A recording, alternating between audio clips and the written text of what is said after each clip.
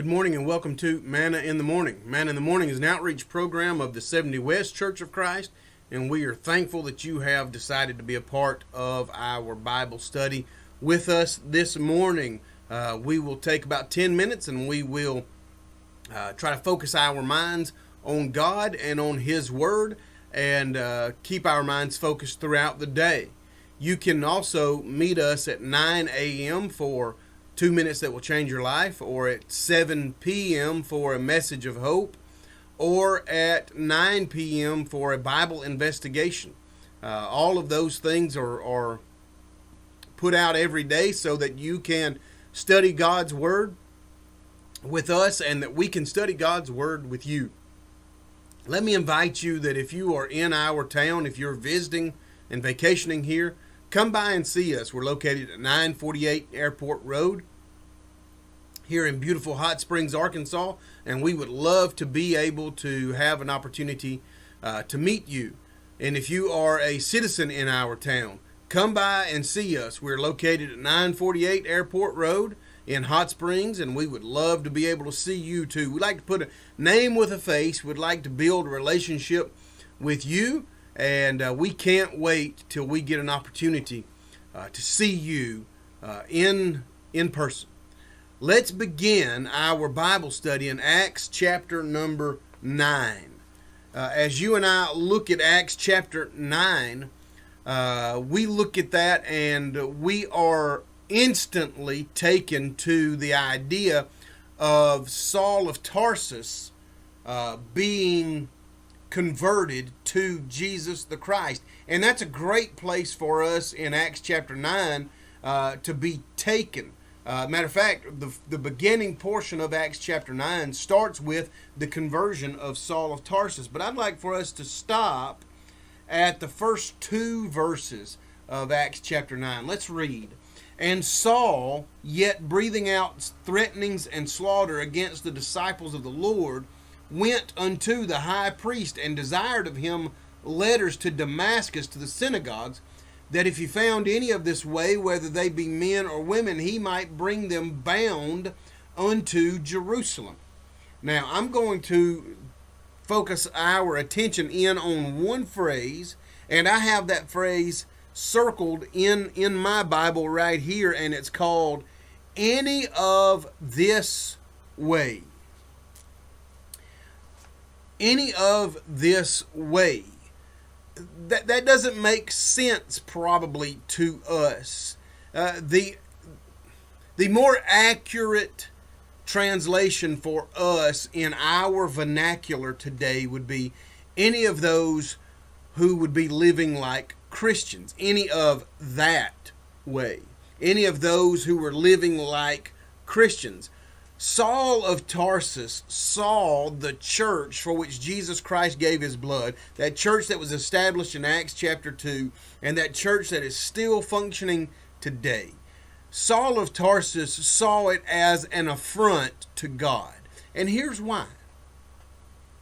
Saul of Tarsus has been taught all of his life that the Old Testament path and that Old Testament path to God is the way mankind would be saved by God.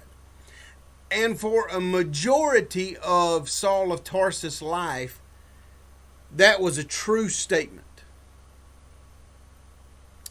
But a very huge, as a matter of fact, probably the biggest event in mankind's history happened while Saul of Tarsus was alive.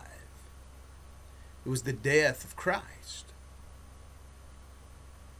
When that death of Christ happened, according to Colossians chapter 2 and verse number 14, that old law that Saul of Tarsus is trying to hold to so dearly had been nailed to that cross,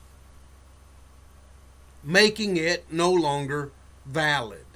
According to Hebrews chapter 9 and 10, that when that old law was nailed to that cross, that new law took effect, or that New Testament took effect, and that testament was enforced when the death of the testator happened. When Jesus Christ died, that testament of his was now in effect. That last will and testament was now in effect.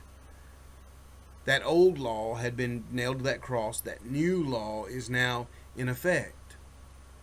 And that's a hard thing for Saul of Tarsus to wrap his mind around. Imagine, if you could, growing up within the truth of God's Word, within the church, and finding out when you turn 35 or so that everything that you have believed in was true yesterday, but today is not true. Today, this is required, when yesterday that was. We can sympathize at least a little bit with Saul of Tarsus here, and we can think, man, that was a tough kind of thing he had to go through. And we can see perhaps why he's pushing back so hard against this. So he is looking for any of that way, any of those who were following after Jesus the Christ, any of those, so that he can get papers and bring them from Damascus to Jerusalem, putting them in jail. It is commonplace, after having these particular types of papers, to have people who would be resistant to those documents. It would also be commonplace, when having those men and women resistant to those documents, that at times some would lose their lives.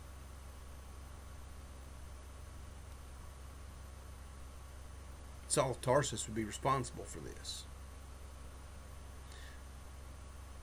That's why when Paul, the apostle, looks back on his life as Saul of Tarsus, he would say in Ephesians chapter 3 that he is the chief of sinners.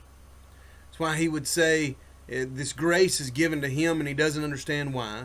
That's why he says he is the apostle to the Gentiles. That is, he is making sure all of those know and understand who God is and what he has provided. And as we look at the phrase, any of this way, I want us to take our attention off of Saul of Tarsus for a moment and put it onto those papers. The papers that were signed by those high priests for the arrest of any of those in that way. And I guess I don't want us to put our attention as much on the papers as I want us to put our attention on the people. Saul of Tarsus had to know exactly what these people would have done in order to enforce those papers. He would have seen them as obedient children of God. He would have seen what they had done in their worship and how they gathered and when they gathered. He would have seen how they lived their lives before men and before God. He would have seen all of their habits and all of their rituals. And he would have said, this person is a Christian and that person is not, no matter what they claim. He would have said, this is the example and the pattern of how a Christian will live, and this person is not.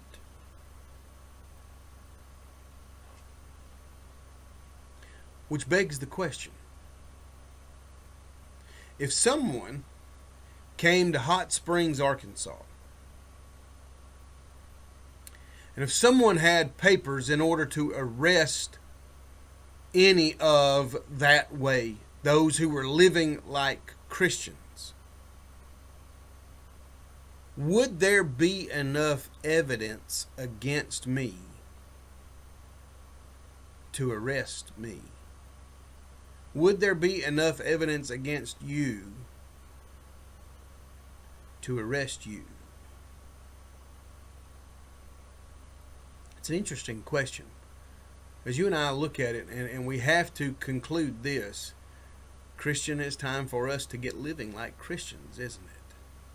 It's time for us to live that Christian life, and it's time for us to be those lights in a dark world. especially if there's not enough evidence. Maybe there's not enough evidence because we don't follow the Christian life outside of these four walls that we call the church building. Maybe there's not enough evidence because we don't ever come to the church building.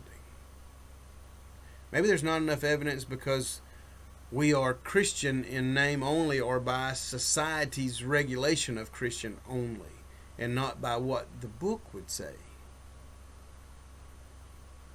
But when Saul of Tarsus is looking for any of those in that way, he knows exactly who he's looking for. My prayer for us as Christians is this: that if Saul of Tarsus walked into my office this morning, that he'd be able to arrest me. And that's been our manna in the morning.